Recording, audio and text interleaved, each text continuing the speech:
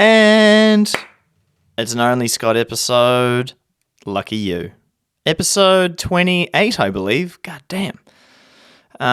Yeah, sorry guys, I'm a bit late. Well, if anyone really cares that I'm late. Been a busy week. Lots been going on. I was trying to do this podcast the other night, and I'm old, and I was too tired. I gave it a go, and it was just really shit. So I decided that I would just postpone it to Friday. And here we are. So let's get into it. I kind of wanted to touch on a couple of things today. But the biggest, last night I went and watched Home Brew. If anyone knows who Home Brew are, they're a Kiwi rap group. They were quite a big deal about 11, 12 years ago. And they kind of went a bit off the map, and then they're starting to come back now. And yeah, I didn't even know they were actually still going. And my mate was like, "Oh, he's put up on a chat, like, anyone want to come? Free ticket." And I'm like, "Shit, Home Brew are playing? Like, fucking oath, I'll go along to that." And like, I went along to the gig, and it was really good. Like, I've seen Home Brew before. Probably at Riven and Vines, like way back. And when I first heard Home Brew, I did not like them at all. Mainly because, like, in high school, people listened to them and thought they were hot shit, and it kind of just pissed me off. And there wasn't enough fucking chugger. I'm like, there wasn't enough of that. Home Brew didn't do the chugger and the screams. So I was like, nah, fuck that. I don't like them. But I think they grew on me within, like, quite quickly, I think, because they had that song, Listen to Us, which I still really like. And I was like, oh, wow, these guys are definitely a bit more than just a bunch of, kind of your typical rap group talking about bitches and hoes and drugs and drinking and that. Though they still do talk about that, but they definitely had a little bit more depth. And I think one thing I found really cool about Home Brew, and like watching them live last night, really reminded me why they got so popular, in my opinion. And I reckon the reason why they got so popular, not just because of the quality of obviously having somebody who's really good at beat production, and Tom Scott's got a really big personality, but I think it was more because the way that they described and kind of portrayed blue-collar life in New Zealand, and the way they would talk about social issues, and the way they talk about social issues, but in such a Kiwi, cheeky way that is so sarcastic and also brutal. I think so many people connected with it. And that's why they got really popular.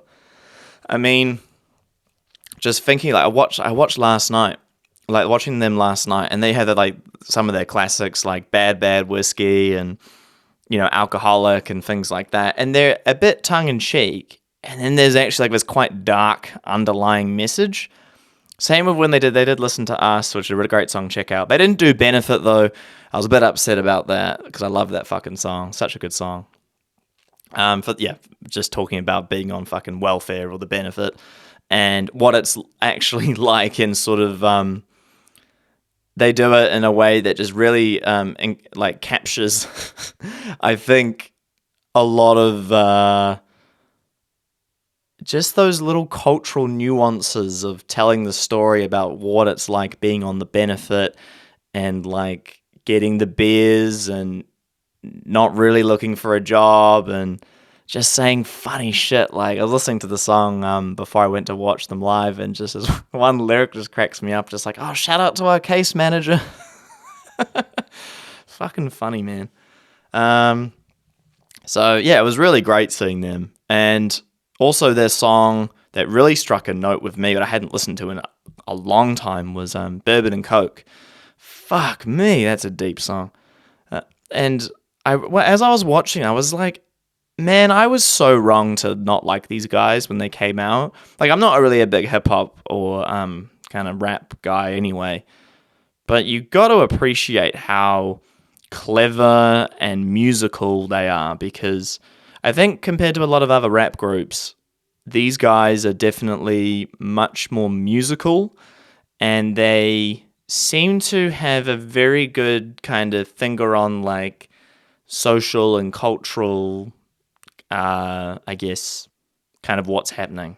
And I've just really enjoyed it more than I thought I would. And yeah, it kind of felt like a throwback, but it also felt very relevant still today. Like listening to the songs, I'm like, fuck, these have not aged really. Some of the references, like to John Key and shit, are pretty funny, but I still wouldn't say that the kind of overall underlying message of a lot of the songs has aged. Some of the political views, I mean, I'm not super keen on all of them, but that's also okay because I like people speaking their truth, even if I don't agree with them, because I believe that they're authentic and they're being real and telling the truth. Yeah. Fucking just blowing smoke up their ass, aren't I? Aren't they great? Blah, blah, blah. Yeah. This isn't rock music, Scott. What the fuck?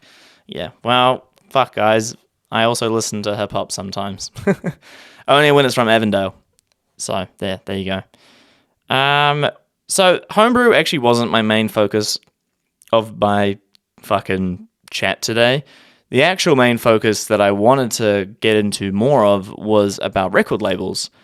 But I thought it was kind of like a nice transition to talk about that show and to kind of go into a little bit more about the big three record labels. And one thing I reckon that musicians get a bit confused about this, and I reckon potentially the general public might not quite understand, is that record labels still have a massive hold on not just the biggest artists in the world, but they still have a massive impact in terms of the marketing, the business, the branding, what artists make or break.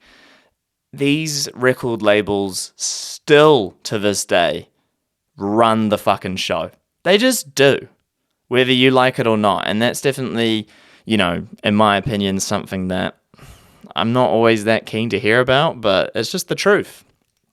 Like, even you can run your own musical brand today. You can release music on Spotify and all the streaming services. You can, shoot your own music videos, put them up on YouTube. You can, organize your own tours and print your own merch. These are now just prerequisites to basically be a part of a record label these days. And I think now to really pop as an artist is fucking hard. Like, it's always been hard.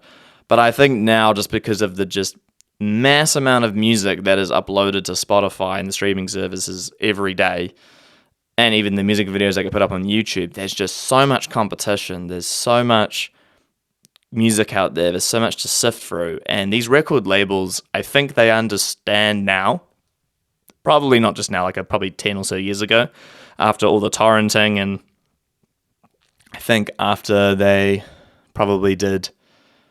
So what was it kind of after, I think, like LimeWire and torrenting and sort of how the internet changed the music industry completely. And they found a way to put, they found their feet. And I reckon now they totally have like a hold on the industry again, like they did before, but it just looks a bit different. So from what I understand, because I've heard this from a couple of industry people, that what they look for a lot is also what pops on like TikTok or Instagram, right? Probably more TikTok because more younger people are on TikTok. So they look for what's popping on there. And then they will look at everything else, like what music do they have uploaded? How many followers do they have? How many streams do they have? And then from there, they will probably, get in touch with the artist or maybe offer a record deal. And then they'll try and work out some distribution or touring and all that. And it's just another way of like record labels owning you, essentially. It's kind of the same thing. Except before, the only way to get your music out there was through a record label. That was the only way you could do it. Whereas now we don't need it. But in a way, if you want to Like, don't get me wrong, it's still possible to pop on your own, I think. No, sorry. You definitely can. However, I think potentially, not just with longevity, but to really kind of, let's say you want to get a Grammy, or let's say you want to go on tour with a big artist, you're probably going to have to be on one of those big record labels. What record labels am I talking about? So there's the big three. So there used to be a whole bunch of record labels, back in the day. So they were all kind of all sorts. But the main three these days are Universal Music Group, Sony Music Group, and Warner Music Group. They've all been around a long time.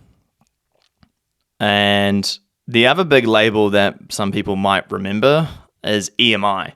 But EMI have not been relevant. Sorry, I think they got merged with Warner, I think. They got merged and I think they went out of business about 2014 or 15 or something like that.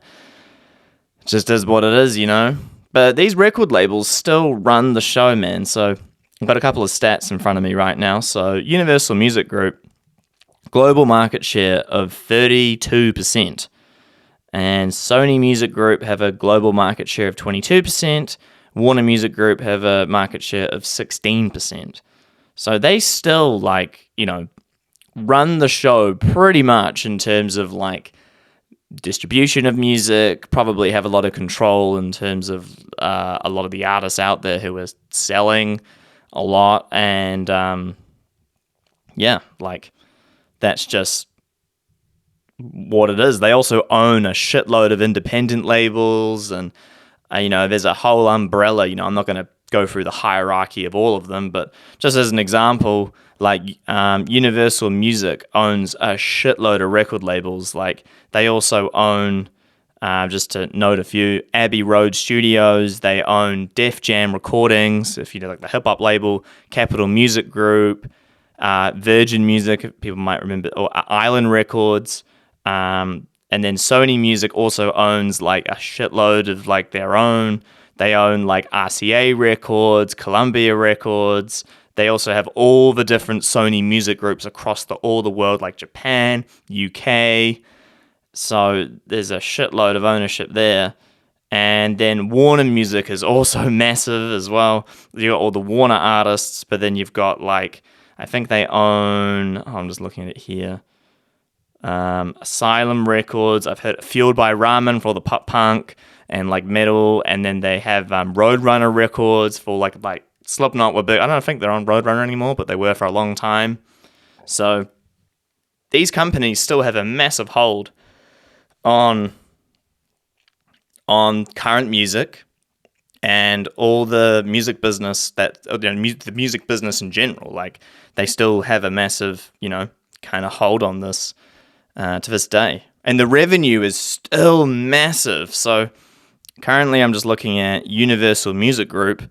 They made, they reckon $10.1 billion at the end of 2021.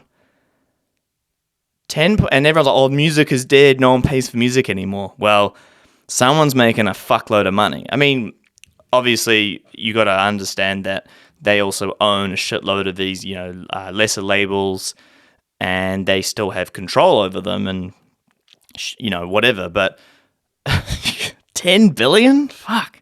That's a lot. That's revenue. That's revenue, by the way. Just want to make that clear. That's not including all the expenses and overheads and whatever, paying out shareholders. That's fucking profit. So take that, when people say record labels aren't relevant and all that, and it's yeah, but nah, that's kind of my thinking behind it. Another one as well is Sony Music. So in revenue, they made $8.86 billion in 2020. And I've got Warner Music Group here. They made, in 2022, they made $6 billion. This is in US dollars. Dollars. Ugh. Voice break there. So, once again, kind of proves the point that these labels and these record labels have a lot more control and still have their hands in your favorite artists. I mean, there's so many stories. I mean, I've talked about it on the podcast before, but Taylor Swift re-recorded all her music and all that shit, and like the people, like even like Metallica had to fight for ages to get their publishing back from record labels. Like, I mean, there's stories. I mean, there's so many stories. I mean, there's heaps of artists who have had to fight for it, so it can get quite freaky. Also, a lot of the time, with record labels is the revenue split. So from what I understand, I've heard a few different stats in the industry. I think these days it's maybe more like 60-40, 70-30, 80-20. I think 60-40 is if you're really fucking lucky. And what I mean by that is 60% of the the revenue goes to the artist and 40% goes to the label. But the label will have to take a cut regardless. They always will. And it used to be worse back in the day. I think it used to be 90%. I'm not too sure, but I think it was 90% the labels, which is fucking so much money. When you think about it, yeah, 90% of a band's revenue or an artist's revenue. That's fucked. And then also, if you want to record an album, you take out a loan. Like, the studio will provide you with, a recording studio to go to record your songs. And of course, kind of all like they'll help you get on some tours and potentially help you move. I don't know if they'll help you move merch, but they'll take a cut of that too. So, the music industry is still going hard and they are still making a fuckload of money. It's just the model now is different from what it was before. But yeah, I kind of found that something I just wanted to touch on a little bit, because I still think there are people out there these days who think like record labels are irrelevant. Do they even make any money anymore? Is it still profitable? My answer to that is it absolutely fucking is. 100%. It definitely is. So anyway, there you go. So that's my little rant today. A little insight into the record and recording industry. And I will catch you guys next week. We'll be back with a guest, so it won't just be listening to me rambling on like an idiot. I'll be rambling like an idiot with somebody else. Hooray! So you can look forward to that. I haven't actually met this guest before, so I'm quite excited. It should be fun. We've had a little bit of messaging back and forth. They seem like a pretty crack up. They seem pretty fucking funny, so that makes me excited. And it's just be a good fucking time, man. That's the only Scott, man. So I'm here to just have a good time and have a good laugh. So that's what we're here to do. Anyway, I've been rambling. It's been real. I'll fucking catch you next week. Bye.